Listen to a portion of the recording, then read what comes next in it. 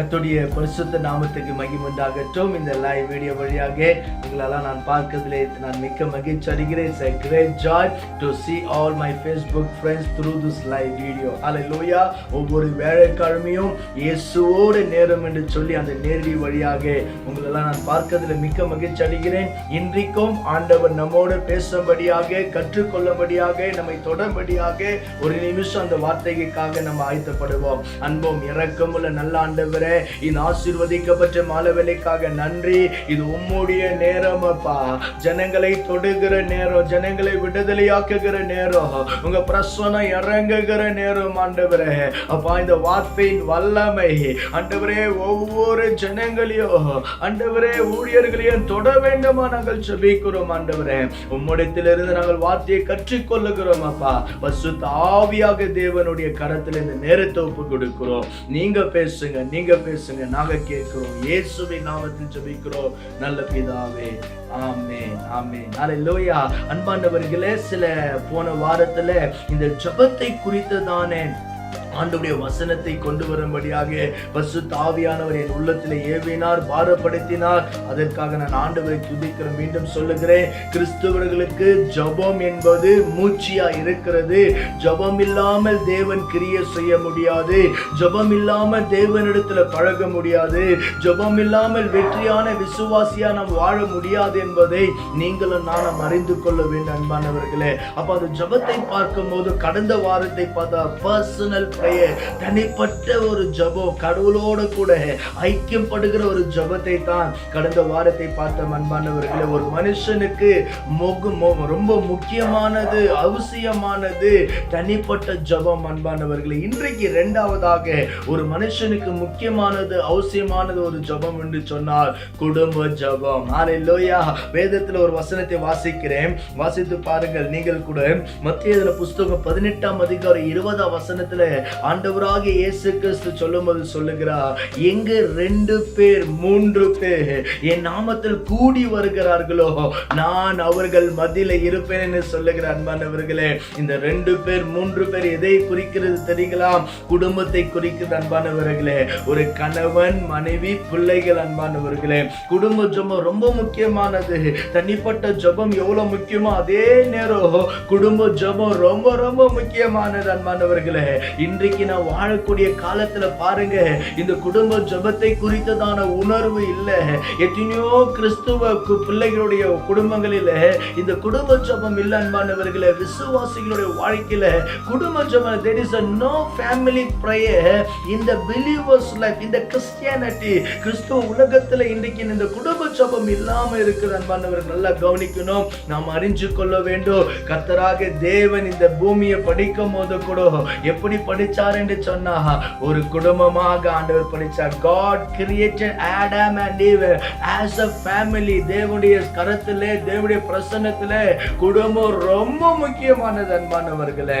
நல்லா பாருங்க, அடுத்து புதிய ஏற்பாட்டுல வரும்போது குடும்பத்துல தான் தேவனுடைய மகிமையை வெளிப்படுத்தினார் என்று வேதம் நமக்கு தெளிவாய் கற்றுக் கொடுக்கிறது அன்பானவர்களே. பல காரியங்கள் சொல்ல முடியும், ஆனா அது எப்படி தேவன் குடும்பத்தை மகிமைப்படுத்தினாரோ, எப்படி குடும்பத்தை ஆசீர்வதித்தாரோ, எப்படி குடும்பத்தை ஆண்டவர் ஆசீர்வதித்தவர்கள் பழகி பெருக செய்தார்களோ, இன்றைக்கு நாம் வாழ்கிற இந்த காலத்துல குடும்பங்கள் சீர்கெட்டு கொண்டிருக்கிறது அன்பானவர்களே. ஹல்லேலூயா. கணவன், மனைவி, பெற்றோர்கள் நன்றாயிருந்தால் பிள்ளைகள் நன்றாய் இருக்கிறது அன்பானவர்களே. வேதத்தில் நீங்க பாருங்க, நல்ல குடும்பத்தை பத்தி வேதம் சொல்லுகிறது. கெட்டு போன குடும்பங்களை பத்தி வேதம் சொல்லு. ஆபிரகாமை பத்தி ஆதியாகமம் 18ஆம் அதிகாரம் 19ஆம் வசனத்தை பாருங்க. தேவனாக கர்த்தரே சொல்றாரு, ஆபிரகாம் தான் வரப்போற சங்கதிக்கு இவைகளை சொல்வான் என்று கர்த்தராக தேவன் சொல்லுகிறது நம்ம பார்க்க முடியும் அன்பானவர்களே. ஹல்லேலூயா. அப்படியே ஏலின் குடும்பம், நல்ல வாழ்ந்த குடும்பம் நாட்கள் ஆக ஆக கெட்டு போய் விட்டார்கள் அன்பானவர்களே. எனவே குடும்பம் குடும்பம் தேவனுடைய பார்வையில ரொம்ப வெளியேற பெற்றது. ஹல்லேலூயா, ஹல்லேலூயா. எங்க போனாலும் எந்த ஊழியம் செய்தாலும் முடிவு நம்ம வருகிற இடம் குடும்பம். அன்பானவர்களே, அந்த குடும்பத்தோட கூட நாம் ஜெபிக்கும் போதும் தேவன் கிரியை செய்ய அவர் வல்லமுள்ள தேவனா இருக்கிறார். இந்த செய்தியை பார்க்கிற அன்பான தாயாரே, தகப்பன்மாரே, வாலிப சகோதர சகோதரியே, உங்க வீட்டுல அந்த குடும்ப ஜெபம் இருக்கிறதா என்பதை நீங்கள் யோசித்து பார்க்க வேண்டும். அன்பானவர்களே, வேதத்துல 2 நபரை நான் சுட்டி காட்டி சில காரியங்களை சொல்லி நான் வாரத்தோட குடும்பங்களுக்காக நான் ஜெபிக்க ஆசைப்படுகிறேன். பழைய ஏற்பாட்டில் யோபு பத்தி பாருங்க. யோபு 1ஆம் அதிகாரம் 5ஆம் வசனம் இப்படியாக சொல்லுகிறது, ஒருவேளை என் பிள்ளைகள் தேவனுக்கு விரோதமாய் பாவம் செய்து விடுவார்களோ, அவர்கள் செய்வதற்கு முன்பாகவே அவர்களை தகுதிப்படுத்தினான், சுத்திகரித்தான் என்று யோபு 1:5 நம்ம பார்க்க முடியும். காரணம் என்னன்னா, யோபுக்குள்ள ஒரு தாகம், நான் நீதிமானா நான் மாத்திரம் இருந்தால் போதாது, நான் மாத்திரம் தொழுது கொண்டால் போதாது, எனக்கு என் மூலியமாய் பிறந்த தேவன் கொடுத்த அந்த பிள்ளைகளும் தொழுது கொள்ளணும் என்று குடும்பமாய் தேவனை தொழுது கொள்ளுகிற ஒரு மனுஷன் யோபு. அன்பானவர்களே, இன்றைக்கு எத்தனையோ குடும்பத்துல நம்ம பார்க்கும்போது கணவன் நல்லா, அப்பா நல்லா ஜெபம் பண்ணுவா, அம்மா நல்லா ஜெபம் பண்ணுவாரு, ஆனா பிள்ளைகளோ அதற்கு விரோதமா இருப்பாங்க, அதுக்கு எகென்ஸ்டா இருப்பாங்க. அன்பானவர்கள், அதுக்கு ஆப்போசிட்டா பண்ணுகிற காரியங்கள் நம்ம பார்க்க முடியும். அன்பானவர்களே, இன்றைக்கு நான் சொல்லுகிற இந்த செய்தி நீங்கள் உற்று கவனிக்கும் போதோ நிச்சயமா என்று முதல் பசுத்த ஆவியாக தேவ உங்க குடும்பங்களை கட்டி எழுப்பவர் வல்லவரா இருக்கிறார். குடும்ப ஜெபம் உங்க வீட்டுல ஆரம்பிக்க அவர் உதவி செய்ய வல்லவரா இருக்கிறார். யோபின் குடும்பம் ஒரு நீதியான குடும்பமாய் விளங்கினதை நம்ம பார்க்க முடியும். அன்பானவர்களே, பாடுகள் உபத்திரங்கள் நடுவுல வந்தாலும் யோபு மன திறந்து பேசினாலும் முடிவில் யோபின் குடும்பத்தை தேவன் ஆசீர்வதித்தார். காரணம் என்ன?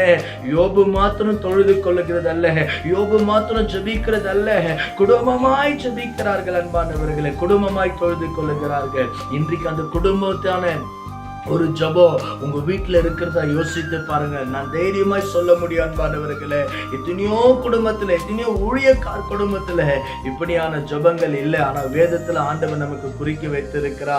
இன்றைக்கு நல்லா கவனிங்க அன்பானவர்களே, எப்படி இன்னொரு ஆத்மா முக்கியமோ, எப்படி ஆத்மா அழிந்து போக கூடாதுன்னு முக்கியமோ, அதை காட்டிலும் 5 மடங்கு 10 மடங்கு நம்முடைய குடும்பம் முக்கியம். ஹல்லேலூயா. ஆண்டவர் கிருபையாய் கொடுத்த உங்க குடும்பம் முக்கியம். அன்பானவர்களே, அதை நீங்கள் அறிந்து கொள்ள வேண்டும். அடுத்து பாருங்க, புதிய ஏற்பாட்டில் கொர்நேலியுவை பத்தி பைபிள் சொல்லுகிறது, அருமையாய் சொல்லுகிறது. அப்போஸ்தலர் 10ஆம் அதிகாரம் 3ஆம் வசனம் சொல்லுகிறது, தன் குடும்பத்தார் அனைவரோடு அவனை பத்தி 1-2 வசனங்கள் சொல்லுகிறது. அவன் நீதிமானோ, தேவனுக்கு பயந்தவனோ, அவன் சன்மார்க்கம், நல்ல காரியங்களை சொல்லிட்டு 3ஆம் வசனம் சொல்லுகிறது, குடும்பத்தோடு கூட தேவனை அவன் தொழுது கொள்ளுவான், ஜெபிப்பான் என்று வேதம் சொல்ல. ஒரு புறஜாதியான ஒரு தலைவனே குடும்பமாய் ஜெபித்தான் என்று நம்ம பார்க்கும் போது, இன்றைக்கு உங்க வீட்டுல குடும்ப ஜெபம் இல்லையே சிஸ்டர், பிரதர், உங்க வீட்டுல குடும்ப ஜெபம் இல்லையே, அப்பா தம்பி, உங்க வீட்டுல குடும்ப ஜெபம் இல்லையே. ஒரு புறஜாதி, அவன் ஒரு இத்தாலிக்கு சேர்ந்த ஒரு மனுஷன், ஆனா தேவனை தெரிந்து கொள்ளும் போது குடும்பமாய் அவன் ஜெபித்தான் என்று நம்ம பார்க்க முடியும். வேதத்தை பல ஒரு சரித்திரங்களை ஒரு ப்ராபர்ப்ஸா சொல்லுவாங்க, ஒரு கதையா சொல்லுவாங்க. Family prays together, stays together. குடும்பமாய் சேர்ந்து ஜெபிக்கிற குடும்பம், குடும்பமாய் சேர்ந்து வாழும் என்று வேதம் சொல்லுகிறது. இன்றைக்கு இல்ல திருமணமாய் சில மாதம் ஆயிருக்கலாம், திருமணமாய் சில காலங்கள் ஆயிருக்கலாம், இல்ல ஆண்டுடைய ஆசீர்வாதத்துக்காக காத்து கொண்டிருக்கலாம். நீங்க கணவன் மனைவி 2 பேரா இருக்கலாம். நீங்க எப்படியா இருந்தாலும் அன்பானவர்களே, குடும்பமாய் நீங்கள் ஜெபிக்கும் போதோ, குடும்பமாய் தொழுது கொள்ளும் போதோ அது நமக்கு ரொம்ப பிரயோஜனமா இருக்கும். தேவனுடைய நாமம் மகிமை. என்னுடைய வாழ்க்கையில கூட அன்பானவர்களே, நான் பல அனுபவங்களை பரிசுத்த ஆவியானவர் கற்றுக் கொடுத்திருக்கிறார். ஒருவேளை எங்க மனைவியை நான் கோபமா திட்டிட்டு இருப்பானால், கோபமா பேசி இருப்பானாலும் கூட இந்த குடும்ப ஜெபம்னு வரும்போதோ, அந்த குடும்ப ஜெபத்துல நாங்கள் ஒவ்வொரு நாள் மாறி மாறி ஜெபிப்போம். அவங்க ஒரு நாள் ஜெபிப்பாங்க, நாங்க ஒரு நாள் ஜெபிப்போம். அந்த குடும்ப ஜெபத்துல ஒருவேளை கோபமா இருந்தனா கூட எத்தனையோ பரிசுத்த ஆவியானவர் உணர்த்தி அந்த குடும்ப ஜெபத்திலே ஒப்புராக தேவன் அனுகிரகம் செய்து இருக்கிறார். ஹல்லேலூயா. எனவே வாலிப சகோதரனே, என் பேர் ஜான் என்றதுனால நம்ம குடும்ப ஜான் என்றதுனால நம்ம மோட்சத்துக்கு போக முடியாது. நான் காணிக்க கொடுக்கிறேன்றதுனால மோட்சத்துக்கு போக முடியாது. குடும்ப உறவுல நீங்க எப்படி இருக்கிறீங்க? கணவனா இருக்கிற செய்ய வேண்டிய பொறுப்பை செய்யறீங்களா? மனைவியா இருக்கிற பொறுப்பை நீங்க செய்கிறீங்களா? யோசித்து பாருங்கள். குடும்பமாய் ஜெபிங்க. பிள்ளைகளை நீங்க இப்படி செய்ய செய்ய செய்ய உங்களுக்கு ஆண்டவர் கிருபையாய் கொடுத்திருக்கிற பிள்ளைகளும் அவர்கள் முதிர் வயதானாலோ அதை மறக்க மாட்டார்கள் என்று பைபிள் சொல்லுகிறது. எனவே குடும்ப ஜெபம் முக்கியமானது அன்பானவர்களே. அதை மிஸ் பண்ணாதீங்க, அதை விட்டு விடாதீர்கள். ஹல்லேலூயா. இன்றைக்கு நாம் வாழக்கூடிய இந்த காலத்துல இன்றைக்கு குடும்பங்கள் தான் பாதிக்கப்பட்டிருக்கிறது. கணவன் ஒரு சபைக்கு போகிறதோ, மனைவி ஒரு சபைக்கு போகிறதோ, பிள்ளைகளுக்கு ஒரு சபைக்கு போகிறதோ, எப்படி அவர்களுக்குள்ள ஒருமன பாட்டு வரும்? எப்படி அவர்களுக்குள்ள சந்தோஷம் வரும்? எப்படி அவர்கள் ஒன்றாய் குடும்பத்தை நட்டுவார்கள்? யோசித்து பாருங்கள் அன்பானவர்களே. தேவனுக்குள்ள கிறிஸ்துவுக்குள்ள ஒரு குடும்பமாய் இணைந்து ஒரு படகுல நாம் பிரியாண பண்ணி போகும்போதோ தேவனுடைய நாம மகிமைப்பட ஒரு வசனத்தை சொல்லி நான் ஜெபிக்க ஆசைப்படுகிறேன். வேதத்துல பாருங்க, பிள்ளைகளுக்காக ஆண்டவராக இயேசு கிறிஸ்து கூட அவர் சொல்லும் போதோ அந்த கொல்கதா மலைக்கு போகும்போதோ அநேக ஸ்திரீகள் அவரை பின்பற்றி வந்தார்கள் என்று லூக்கா 23, 28, 29 வசனம் சொல்ல அநேக ஸ்திரீகள் அவருடைய பாதத்தை அவர்கிட்ட வந்து அழுகிறாங்க. ஆண்டவர் திரும்பி பார்த்து சொல்லுகிறார், எனக்காக அழாதீர்கள், உங்களுக்காக உங்க பிள்ளைகளுக்காக அழுகள் என்று அந்த இடத்துல வேதம் சொல்லுங்க. புலம்பல் 2:18-19 கூட சொல்றார், நதி அளவு கண்ணீர் வீடு என்று சொல்ற. இன்னைக்கு எத்தனையோ பேர் எத்தனையோ ஊழியத்தை நான் பார்க்கிறேன். தகப்பன் பாஸ்டா இருப்பார், பிள்ளைகள் பார்த்தீங்கன்னா அதற்கான அந்த ஈக்குவலான அந்த குவாலிட்டி இருக்காது அன்பானவர்களே. இன்றைக்கு நான் விசுவாசிக்கிறேன், நம்முடைய பிள்ளைகளும் குடும்பமான அந்த ஜபத்தை செய்ய தேவன் அநேகர்கள் செய்வார். மீண்டும் சொல்லுகிறேன், குடும்பமாய் ஜபிக்கிற குடும்பமாய் சேர்ந்து வாழும் என்று பழைமொழி சொல்லப்படுகிற family prays together, stays together. அவர்கள் நிலைச்சு இருப்பார்கள். பாடுகள் வரும், அவமானங்கள் வரும், நிந்தைகள் வரும், துரோகங்கள் வரும் அன்பானவர்களே. ஆனால் அவர்கள் ஜெபிக்க ஜெபிக்க ஆண்டவர் நடத்த வல்லவராக இருக்கிறார். நாம் எல்லாம் ஒரு நிமிஷம் கண்களை மூடி ஜெபிக்க போகிறோம். இன்று முதல் ஆவியானவர் உங்களுக்கு உதவி செய்வார். விசுவாசிங்க. குடும்பமாய் ஜெபித்து பாருங்கள், மன்னித்து ஜெபித்து பாருங்கள், விட்டு கொடுத்து ஜெபித்து பாருங்கள். தேவனுடைய பார்வையில் உங்க குடும்பத்தை தேவன் உயர்த்தி அநேகருக்கு ஆசீர்வாதமாய் மாற்ற வல்லவரா இருக்க நாம் ஜெபிக்கலாம். அன்பும் இரக்கமுள்ள நல்ல ஆண்டவரே, இந்த ஆசீர்வதிக்கப்பட்ட மாலை வேலைக்காக நன்றி சொல்லுகிறோம். இயேசுவின் நாமத்தில் ஜெபிக்கிறோம். குடும்பத்திற்காக பாரத்தோடு ஜெபம் பண்ணுகிறோம். எத்தனையோ கிறிஸ்துவர்களுடைய வாழ்க்கையில குடும்ப ஜெபம் இல்லையே ஆண்டவரே. குடும்ப ஜெபம் ஆண்டவரே தடையாயிருக்கிறது. குடும்ப ஜெபத்தான வாசனையே இல்லாமல் இருக்கிறார்களப்பா. எங்கள் முற்கோரும் ஆண்டவரே, எங்கள் முன்னோர்கள் எல்லாம் ஆண்டவரே இந்த குடும்ப ஜெபத்தை கற்றுக் கொடுத்தார். வேதம் அடிக்கடிக்க அதைத்தான் சொல்லுகிறதப்பா. இயேசுவின் நாமத்தில் ஜெபிக்கிறேன், இயேசுவின் நாமத்தில் ஜெபிக்கிறேன். ஒவ்வொரு குடும்பத்திலே குடும்ப ஜெபம் வருவதாக, ஊழியக்காரருடைய குடும்பங்களிலே குடும்ப ஜெபம் வருவதாக. தேவனே, நாங்களும் குடும்பமாய் ஜெபிக்க கிருபை கொடு. வியாதியோடு ஆண்டவரே இதை பார்க்கிறவர்கள் மீது கர்த்தருடைய வல்லமை இறங்கட்டும் ஆண்டவரே. கர்த்தருடைய வல்லமை இறங்கட்டும். பரிசுத்த ஆவியின் வல்லமை இறங்கட்டும் ஆண்டவரே. எந்த வியாதியை சுகமாக்க உங்களால முடியும். சுகம் இறங்கட்டும், விடுதலை இறங்கட்டும், அற்புதம் இறங்கட்டும். இயேசுவின் நாமத்தில் நாங்கள் ஜெபம் பண்ணுகிறோம் ஆண்டவரே. இயேசுவின் நாமத்தில் ஜெபம் பண்ணுகிறோம். எல்லா பயங்கள் விலகட்டும் இயேசுவின் நாமத்தில். ஜனங்களை விட்டு பயத்தின் ஆவி இயேசுவின் நாமத்தில் விலக பொல்லாத ஆவியே ஆண்டவரே, நீர் பாராட்டின கிருபைக்காக நன்றி அப்பா. எங்களுக்கு எவ்வளவு வேலை செய்ய நேரம் இருக்குதப்பா, சாப்பிட நேரம் இருக்கிறது. நாங்க ஆண்டவரே நாங்க உலக காரியத்துல நேரம் இருக்குதப்பா. ஆனா குடும்பமாய் ஜெபிக்க இன்றைக்கு ஜனங்களுக்கு நேரம் இல்ல ஆண்டவரே. நீ தந்து நடத்துகிறதுக்காக ஸ்தோத்திரம். நீ பேசின வார்த்தைகளுக்காக நன்றி. எங்களுக்கும் கிருபையை தந்து ஆண்டவரே குடும்பமாய் ஜெபிக்கப்பா. நீர் வருகிற வரைக்கும் குடும்பமாய் நாங்கள் ஜெபிக்க ஆண்டவரே. எங்க பிள்ளைகளுக்கு நாங்கள் முன்மாதிரியா இருக்க தேவன் நீர் அநேகருக்கு செய்யும் ஜெபங்களை கேட்டபடியால் உமக்கு நன்றி. இயேசுவின் நாமத்தில் ஜெபிக்கிறோம் நல்ல பிதாவே. ஆமென், ஆமென். ஹல்லேலூயா.